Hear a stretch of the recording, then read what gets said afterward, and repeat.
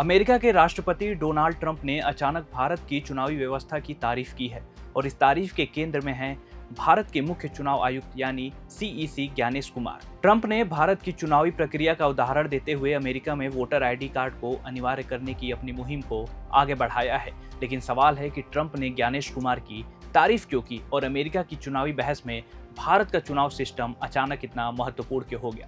नमस्कार, प्रभात खबर देख रहे हैं आप। मेरा नाम है सौरभ शुभ। दरअसल डोनाल्ड ट्रंप ने अपने social media platform truth social पर भारत की चुनाव व्यवस्था का जिक्र करते हुए कहा कि भारत के मुख्य चुनाव आयुक्त ज्ञानेश कुमार ने अमेरिकी प्रशासन से सवाल किया था कि अमेरिका में वैध फोटो आईडी के बिना चुनाव कैसे हो सकते हैं। ट्रंप ने इसी बात को आधार बनाकर अमेरिका में मतदाताओं के लिए फोटो आईडी और नागरिकता से जुड़े सख्त नियमों की पैरवी की है। ट्रंप ने भारत के चुनाव का उदाहरण देते हुए कहा कि भारत के पिछले आम चुनाव में करीब 64.6 करोड़ लोगों ने मतदान किया था और 1% से भी कम लोगों ने पोस्टल बैलेट के जरिए वोट किया। उनके मुताबिक भारत में हर वोटर के लिए वैलिड फोटो आइडेंटिटी डॉक्यूमेंट की व्यवस्था है। ट्रंप का मकसद साफ है, वह अमेरिका में भी एक ऐसी व्यवस्था लागू करने के लिए सेव अमेरिका एक्ट को आगे बढ़ाना चाहते हैं। अब समझिए कि सेव अमेरिका एक्ट आखिर है क्या। ये प्रस्तावित कानून अमेरिका में वोट डालने के लिए नागरिकता का प्रमाण और फोटो आईडी जैसी शर्तों को मजबूत करने की दिशा में है। इसके समर्थकों का तर्क है कि इससे चुनावी प्रक्रिया में गड़बड़ी और गलत तरीके से मतदान की संभावना कम हो जाती है। ट्रंप लंबे समय से अमेरिकी चुनाव में वोटर आईडी को लेकर सख्त नियमों की वकालत करते रहे हैं और अब उन्होंने भारत की व्यवस्था को अपने तर्क के समर्थन में उदाहरण बनाया है। यानी जिस भारत की चुनावी प्रक्रिया को लेकर देश के अंदर राजनीतिक बहस होती रही है, उसी भारत की वोटर आइडेंटिफिकेशन व्यवस्था को अब अमेरिकी राष्ट्रपति अपने देश के लिए मॉडल के तौर पर पेश कर रहे हैं और यही इस खबर का सबसे दिलचस्प पहलू है।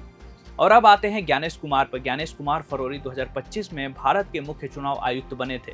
उनकी अगुवाई में चुनाव आयोग ने मतदाता सूची, चुनावी प्रक्रिया, तकनीकी और चुनावी प्रबंधन से जुड़े कई सुधारों पर जोर दिया था।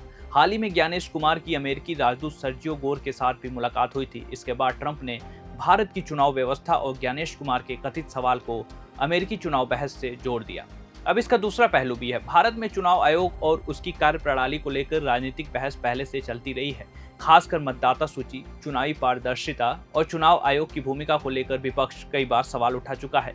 इसलिए ट्रंप की तरफ से भारतीय चुनाव व्यवस्था की तारीफ ऐसे समय में आई है जब भारत में खुद चुनाव आयोग की निष्पक्षता और पारदर्शिता को लेकर राजनीतिक बहस मौजूद है। लेकिन अंतर्राष्ट्रीय स्तर पर देखें तो ये बयान भारत के लिए एक अलग तरह का संदेश भी देता है।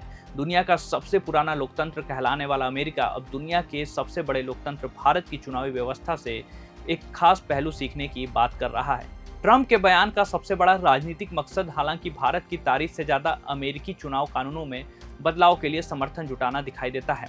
वह सेव अमेरिका एक्ट को आगे बढ़ाने के लिए ये तर्क दे रहे हैं कि अगर भारत जैसे बड़े लोकतंत्र में वोटर आईडी व्यवस्था लागू हो सकती है तो अमेरिका में भी इसे लागू किया जा सकता है। तो कुल मिलाकर कहानी ये है कि ट्रंप ने सीईसी ज्ञानेश कुमार का जिक्र किया, भारत के चुनाव में फोटो आईडी व्यवस्था की तारीफ की और इसी उदाहरण से अमेरिका में सख्त वोटर आईडी कानून की अपनी मांग को मजबूत करने की कोशिश की है।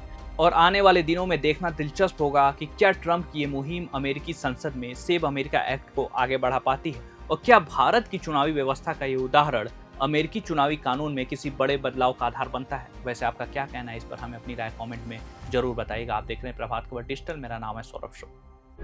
प्रभातखबर.com, विश्वास वही, रफ्तार नहीं।